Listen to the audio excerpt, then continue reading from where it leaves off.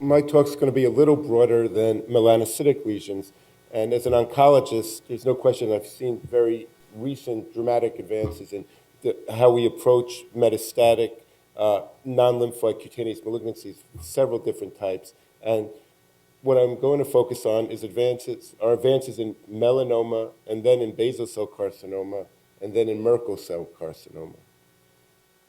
Everyone here knows that stage 4 melanoma is horrible, prognosis is terrible, and while there are no good metastatic melanomas in the AJCC staging system, we still subdivide stage 4 melanoma prognostically. Stage 4 M1A is mets to the distant skin or soft subcutaneous tissue, or lymph node, B to the lung, C to other parts of the body. And if one looks at the large database that led to the most current AJCC staging system from 2009, one can see relative differences in long-term survival, but overall, the vast majority of patients are succumbing to the melanoma. Also, LDH is an important prognostic marker for survival also, such that in the staging system, anyone who has elevation of LDH, irrespective of the location of the metastases, is classified as the worst substage of stage 4 disease. And therapy historically has not been good. Until 2011, we had only two treatments FDA approved for the management of stage 4 melanoma. In 1975, dacarbazine chemotherapy, an alkylating agent administered by vein. Depending on what study one looks at, the response rate ranges anywhere from 5% to 20% of patients, and benefits are largely partial and non-durable and do not translate into a survival benefit. We have looked at combining chemotherapies together, adding to dacarbazine, and we see increases in response rate, but also toxicity, and still no relative survival benefits to doing so. In 1998, the first immunotherapy, a cytokine, high-dose interleukin-2, was FDA approved with efficacy in a small subset of patients. But we needed to learn more about melanoma, and over time we did, both in the arena of targeted therapy and immunotherapy, and that's what I want to focus on. In terms of targeted therapy, I don't need to belabor the MAP kinase pathway as people are very familiar with it from prior slides, but I do want to highlight that while you have NRAS mutations in approximately 20% of melanomas and BRAF in approximately 50% that activate MEK and then ERK and downstream, leading to proliferation, there are other RAF proteins, such as CRAF. And that becomes important when one considers targeting BRAF and potentially allowing for escape through CRAF. So this slide just highlights that intermittent sun-exposed skin has the highest incidence, relative incidence of BRAF mutations, but they are present in mucosal, acral, and chronic sun-damaged skin, and then there are other mutations, as we know, such as KIT mutations present, but much less so, less than 1% in the intermittent sun-exposed skin. So preclinical models had shown that mutant BRAF, the V600E mutation, and other V600 mutations, is clinically important, and that if you target preclinically the mutant BRAF, you could lead to death and inhibit proliferation of melanomas. And so that led to clinical investigation. And the first two agents, both oral inhibitors of BRAF, were vemurafenib, and in this study, in the phase 3 study, patients with stage 4 melanoma who had a V600E mutation, first-line therapy, were randomized to vemurafenib alone or to the FDA-approved chemotherapy, dacarbazine, with co-primary endpoints of progression-free survival and overall survival. The other BRAF inhibitor being studied was dabrafenib, also an oral agent administered twice a day in patients with V600 mutant BRAF, so not just E, K also, and primary endpoint of progression-free survival, and randomized against dacarbazine. Just to highlight the characteristics of the patients, 2/3 of them had the worst substage of stage 4 disease, M1C, 66%. A third had elevated LDH, and this study allowed for crossover. when we look at the results of these studies, in the BRIMS 3 study with vemurafenib compared to DTIC, one sees a very striking improvement in response rate. The response rate to vemurafenib was 48% versus 5.5% with chemotherapy. And that translated into statistically significant improvement in median progression-free survival from 1.6 months to 6.9 months. So a nice improvement, but still suboptimal. And median overall survival also increased in a statistically significant manner from 9.7 months to 13.6 months. So a nice improvement, but again, suboptimal. Here's data from the phase 1 study with vemurafenib, just to highlight how quickly these type of targeted therapies could work. Here's a baseline PET scan, and one can see on a repeat PET scan 15 days later, already significant decrease in metabolic activity of the tumors. And here is the progression-free survival curve showing the benefits in terms of progression-free survival. And with longer follow-up, we'll learn more about the tail ends of the survival curves. The BREAK-3 study with dabrafenib also showed an increase in response rate. Again, dacarbazine, as I mentioned earlier, in studies ranged from 5 to 20% response rates. Here it was 19% response rate to dabrafenib, still much higher, 53%, and increase in progression-free survival up to 5.1 months. If one compares, and that was statistically significant with a hazard ratio of 0.3. If one compares the two BRAF inhibitors from their respective phase 3 studies, one sees response rates in both studies of approximately 50%, so much better than what the expectation was of standard of care at that time of dacarbazine, and median progression-free survivals of between 5 to 7 months, which is much longer than the less than 2 months one would expect to see with dacarbazine.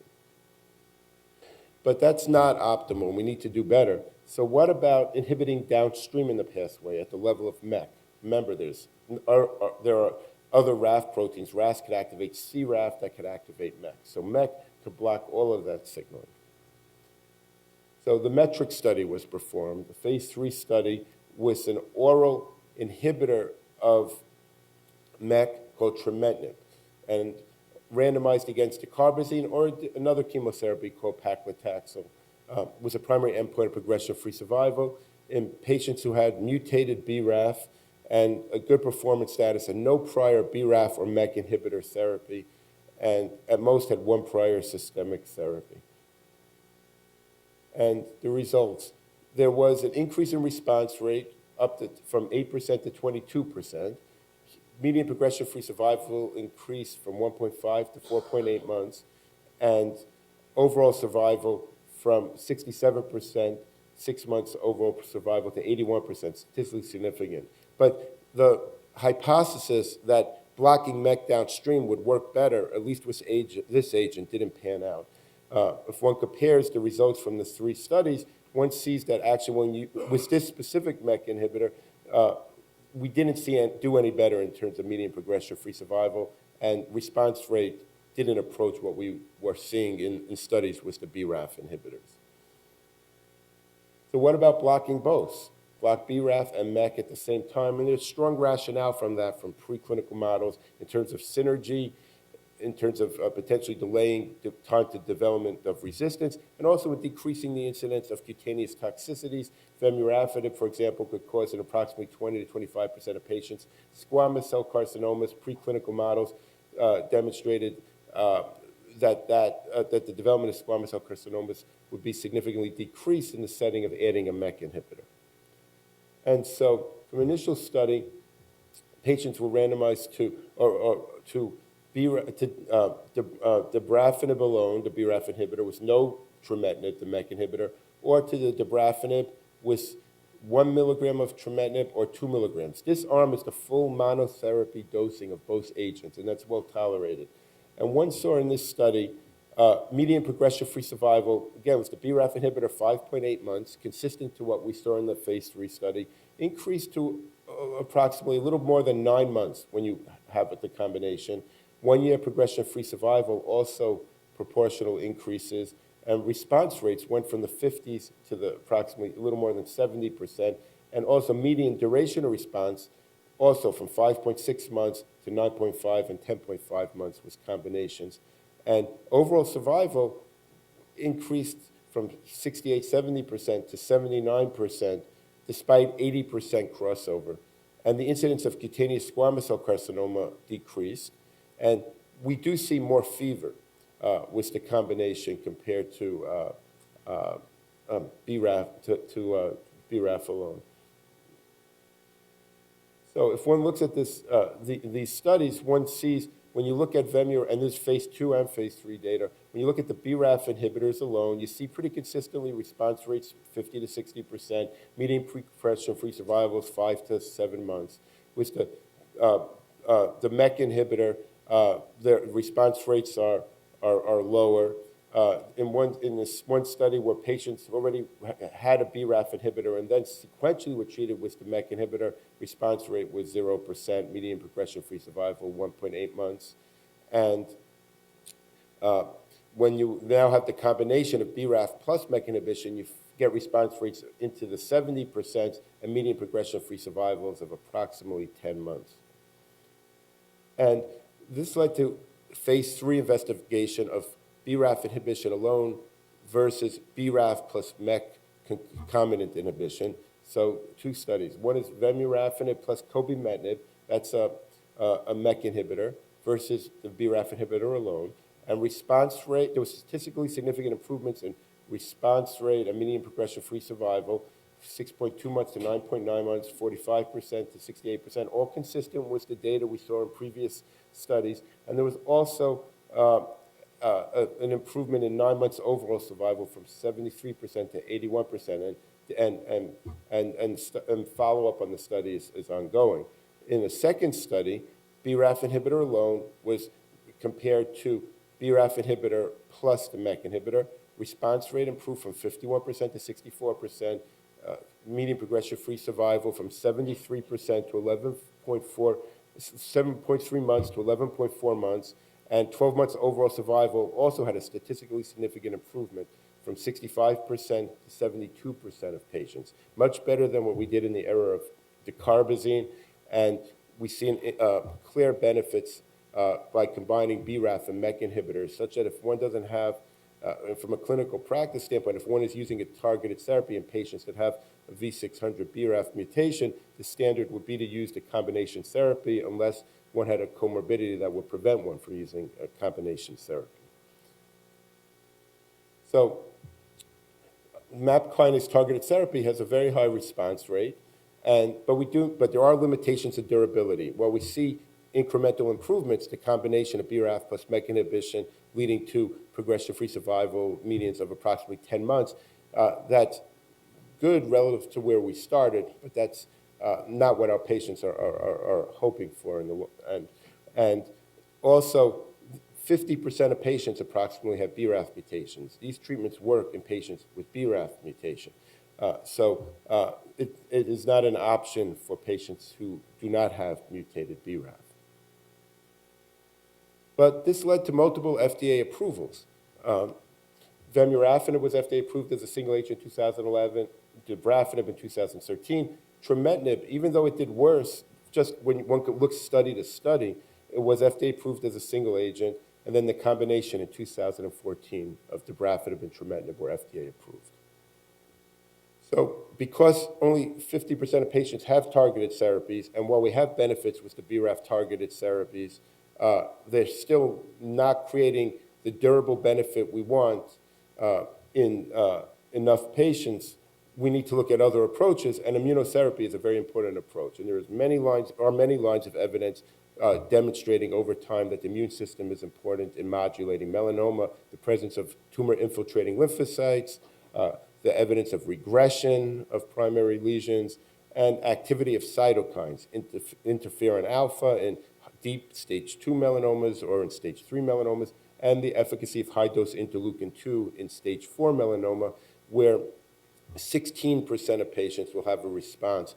And while it's a very toxic therapy causing potential for capillary leak syndrome and renal failure, and one may need ICU-level care, the reason it was FDA approved is that 5 out of 100 people could develop durable benefit, which is complete and long-standing. So as we learned more about the immune system, we learned that are a lot of regulatory networks that modulate the activity of the immune system, normal mechanisms. And I want to discuss two of them. One is CTLA-4 and the other is PD-1. CTLA-4, basically when an antigen-presenting cell or a dendritic cell expresses antigen in the context of MHC molecule, it's recognized by the T cell receptor, but to activate the T cell, there needs to be multiple other co-stimulatory interactions, including CD28 with B7 on the dendritic cell. When the immune system needs to suppress itself, CTLA-4 is expressed on the T cell. It has higher affinity for B7 than CD28, so it'll disrupt this interaction, leading to deactivation. Ipilimumab is an antibody, that monoclonal antibody that binds to CTLA-4 and prevents this interaction, allowing for maintenance of this interaction and maintaining activity of the T cell. PD-1, when a tumor cell develops and evolves, it needs to find strategies to stay alive and to survive, and it does that through many of the mutations and chromosomal changes that were discussed earlier today. But the tumor also has to find a way to avoid our immune system, a natural response to keep things away that shouldn't be there. And one mechanism that the immune system uses or selects for to do that is by expressing on its surface a protein called PD-L1. And when an immune cell, such as a T cell, comes into the tumor, it expresses PD-1. When PD-1 sees the PD-L1 on the tumor, it is an inhibitory interaction for the T cell, and the T cell is inactivated right in the area of the tumor, exactly what we don't want. And many melanomas have expression of PD-L1 as and allowing for this potential downregulation of T cell activity in the tumor microenvironment. And we're seeing this now in many different cancer types. So what about blocking either CTLA-4 or PD-1? So first, CTLA-4. So a monoclonal antibody called ipilimumab was developed and studied. And I'm going to show the data, and this is the data from the registrational study that led to FDA approval of ipilimumab in 2011 for patients with stage 4 melanoma who already had a prior therapy, and they were randomized to ipilimumab alone or to a peptide called GP100, which not felt to be very efficacious, or to the combination to see if, well, ipilimumab takes the brakes off the immune system in a more general way, maybe using a melanoma protein, we could drive that more towards an anti-melanoma response.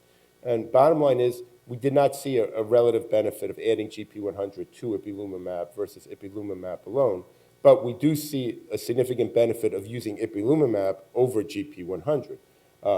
There was while response rates are low, 10% or less, if one looks at longer-term survival, 2-year survival, with the GP100, it's approximately 14% of patients. With ipilimumab, 24% of patients. So extra 10% of patients having 2-year survival. And after 3 years, that survival curve really starts to flatten out, and we now have data 10 years out of patients doing well after ipilimumab treatment. And ipilimumab is administered by vein, IV, once every 3 weeks for a total of 4 treatments. And patients that had good benefit, but then eventually had progression or recurrence, they were allowed to be reinduced with 4 treatments, and sometimes they would have even a better outcome after a reinduction. In terms of PD-1 targeted therapy, there are 2 antibodies, pembrolizumab and nivolumab, and these were both FDA approved just in late 2014 based on large phase 1 studies, both showing significant efficacy. Response rate to pembrolizumab 26%, nivolumab 41%, and also the very good durability to response if one gets a response. And in these studies, patients potentially had multiple prior therapies. And subsequent investigation looked compared to other agents. So the PD-1 inhibitor nivolumab versus dacarbazine chemotherapy. And we saw improved survival with nivolumab. These are patients who did not have a BRAF mutation, first-line therapy, primary endpoint of overall survival, and there was placebo control. And again, almost 2/3 of the patients had the worst substage of stage 4 disease, so not good patients. And we see response rate, DTIC 14%, 40% was the PD-1 inhibitor. Median progression-free survival, 2.2 months to 5.1 months. And 1-year overall survival, 42%. So more than half the patients didn't survive if you were using a chemo-based approach. 73% of patients alive in 1 year, and less toxicity, less high-grade toxicity, 18% to 12%, all statistically significant. So what about you? How do you choose, PD-1 inhibitor or ipilimumab? And so one study was performed, over 800 patients. Patients were randomized to pembrolizumab, either every 2 weeks or every 3 weeks, or ipilimumab, the standard 4 dosing. These are not just for 4 doses, PD-1 inhibitors.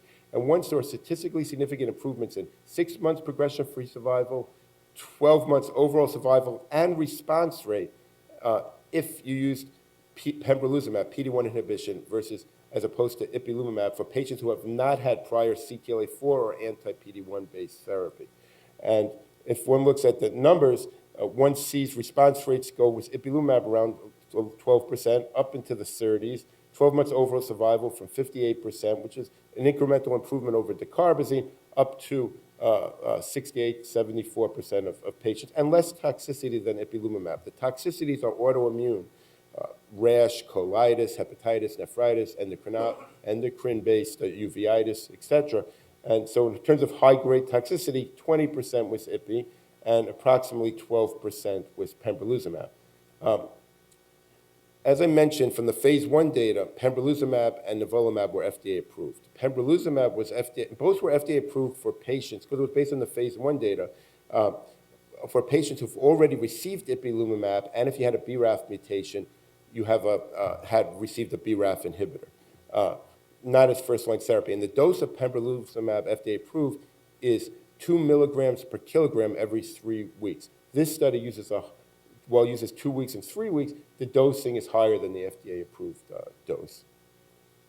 So immune checkpoint modulation has the potential for durable benefit, and response rates are higher with PD-1 targeted therapies. And also, just because of the way we capture responses by looking at change in size, that underestimates response and benefit, because people could have inflammation of tumor from treatment. So on your scans, they can actually get bigger before they get smaller. And so more specialized immune response criteria have been developed to provide probably better ways of assessing efficacy. And then finally, in terms of immunotherapy, what about combining ipilimumab and nivolumab? And there is, as discussed earlier, rationales for such approaches. And a stage 4 study, 945 patients, no prior systemic therapy for advanced disease. And the data was recently reported for progression-free survival.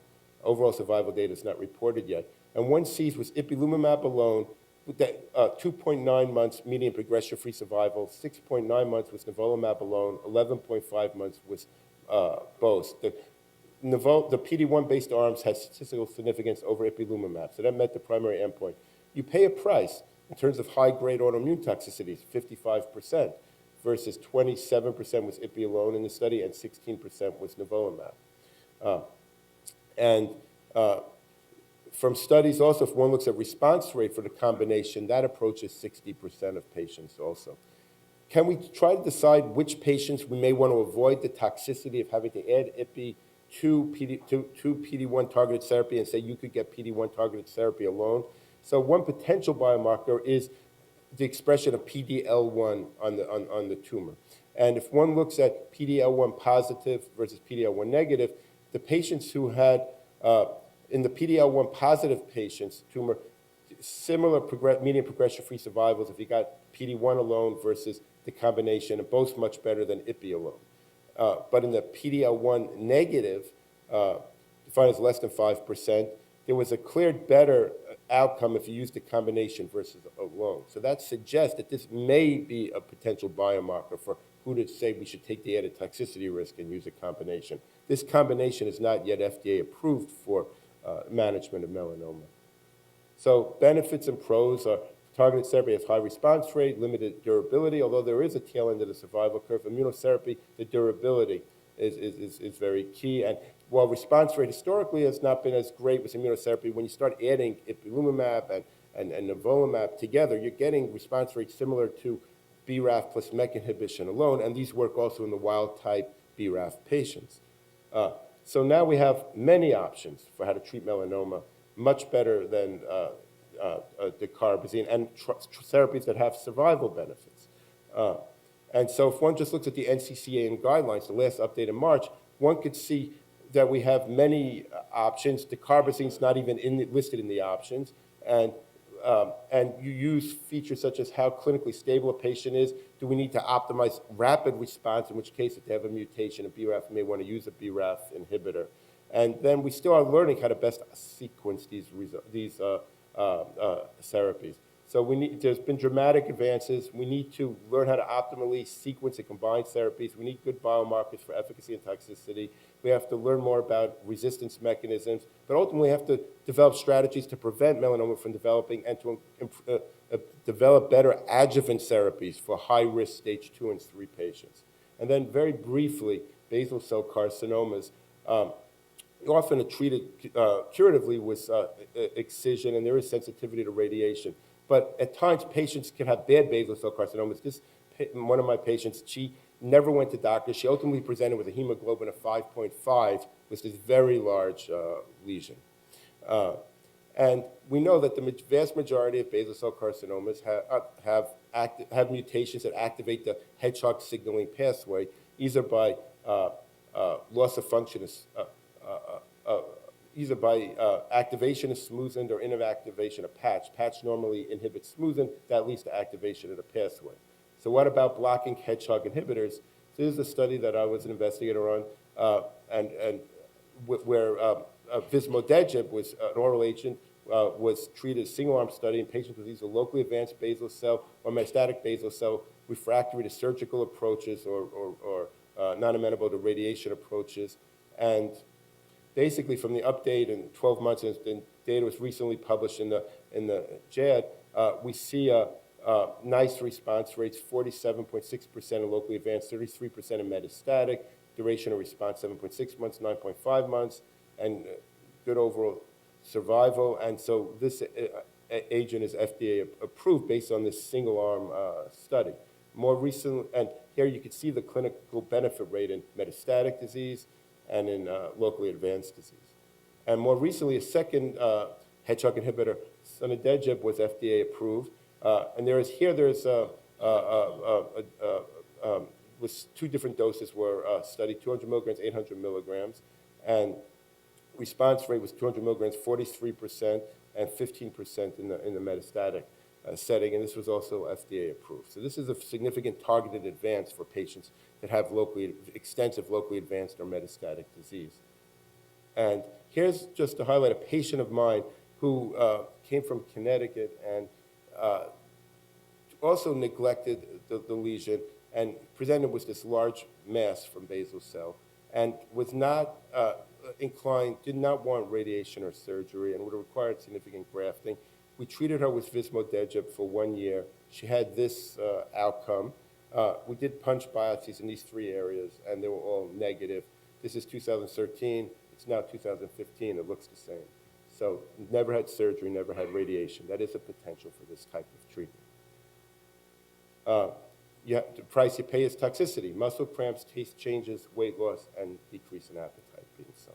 And very finally, last 2 slides, everyone knows Merkel cell carcinoma is a rare but aggressive malignancy associated with a novel polyoma virus, association with immunosuppressed state, viral T antigen in approximately 80% of Merkel cells, intratumoral CD8 positive lymphocytic infiltration is associated with improved survival.